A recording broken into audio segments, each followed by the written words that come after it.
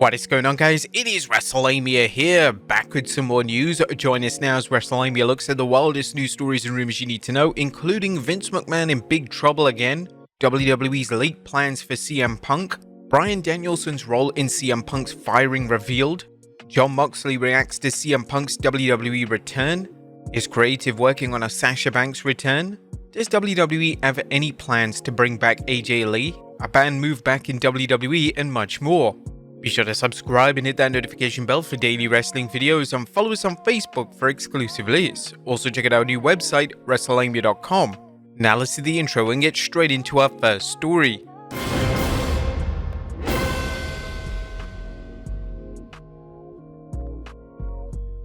Our top story looks at Vince McMahon in big trouble.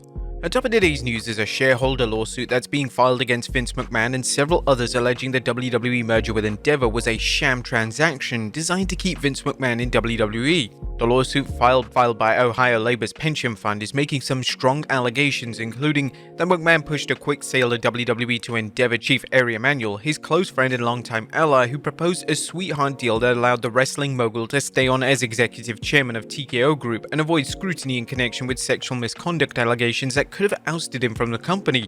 The lawsuit claims that the WWE merger was rushed and ignored.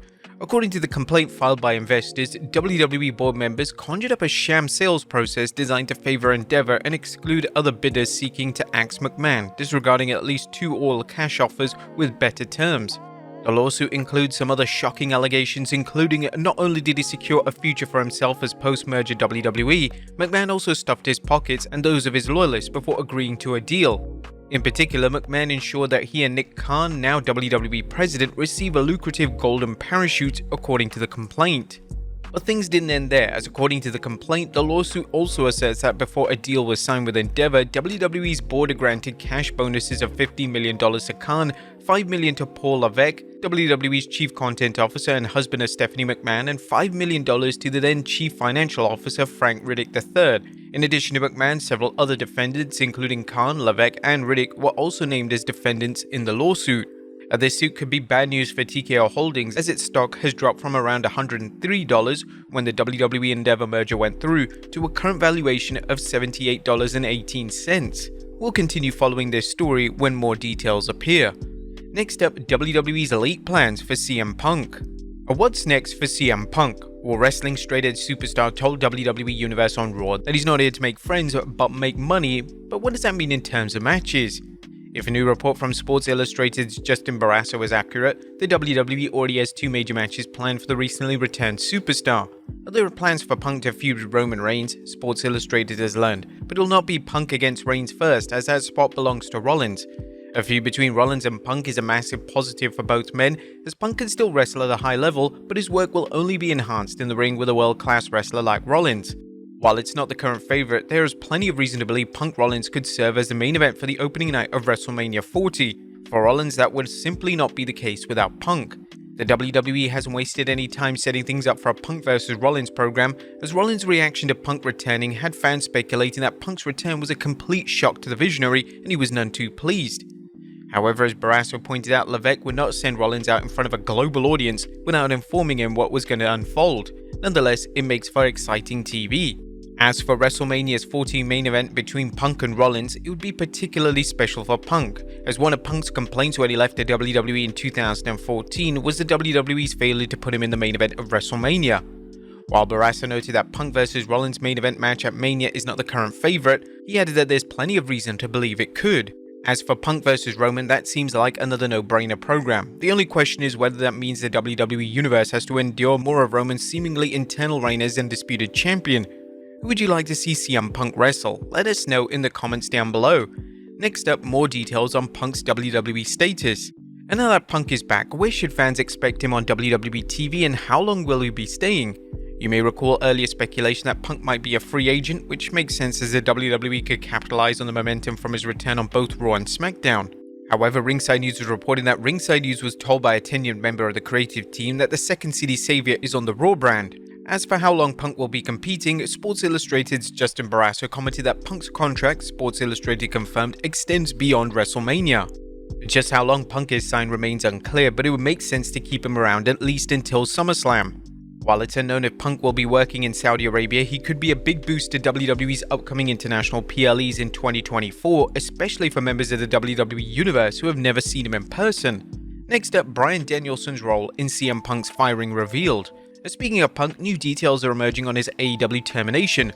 While it's old news that AEW chose to terminate Punk's AEW contract after an alleged backstage incident at AEW's All-In pay-per-view, a new report reveals Bryan Danielson's role in the decision to get rid of Punk.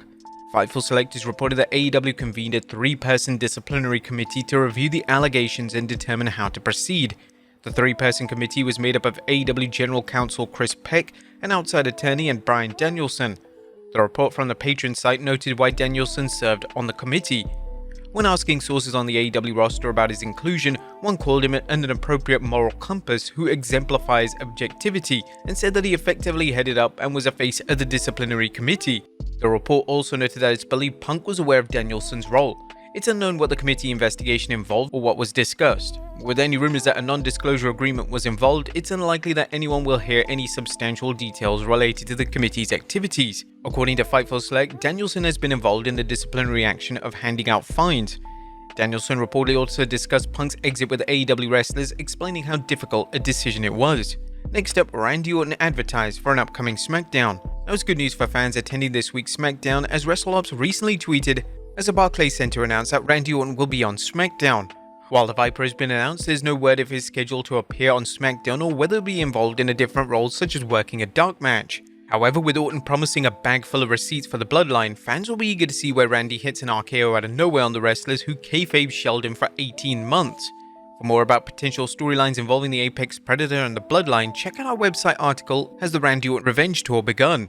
Next up, Jon Moxley reacts to CM Punk's return.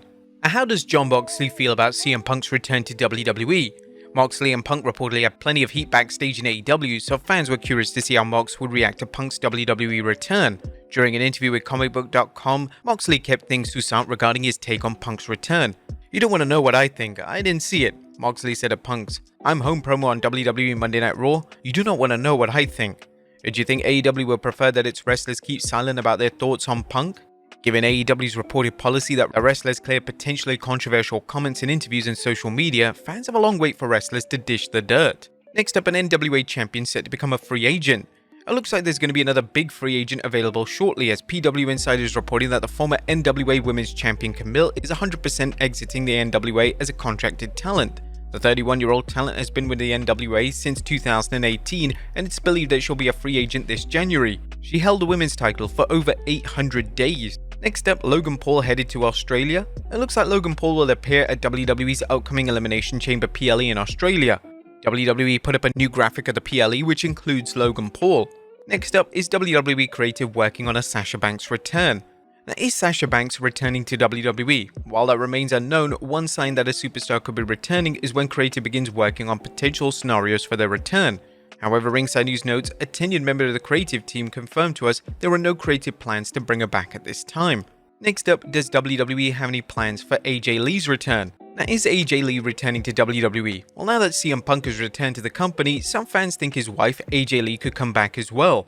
Some fans are taking Punk's promo on the 27th November Raw as a hint AJ might return. In case you missed it, Punk said that AJ sends her regards and she's doing well. However, a new report from PW Insider states, Punk mentioned his wife April AJ Lee during his promo. Right now, there's been no discussion of her coming in. She retired years ago for health reasons and has carved out a successful writing career for herself, but one has to think that a cameo appearance or so down the line wouldn't be out of the question, especially since there are so many talents in the company today who have praised their work as influencing their careers. While there are no reports of Lee's return, it's difficult to take any reports seriously following the months of denials that CM Punk was returning to WWE. She remains popular and could easily find work in WWE in any capacity, including as a wrestler. Could she even return at the Royal Rumble? Let us know in the comments down below. And finally, is a band moved back in WWE? And last but not least, fans and wrestlers alike are taking notice of the 28th November match between Los Lotharios and Tony D'Angelo and Channing Lorenzo, particularly the spot where Garza hit the Tiger Driver 98.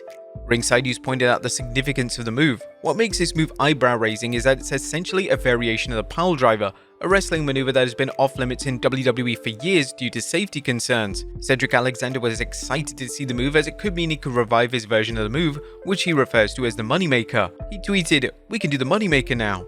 But there you have it, folks. All the wildest news stories and rumors you need to know. Be sure to leave your comments down below, and I'll see you next time with some more wrestling content.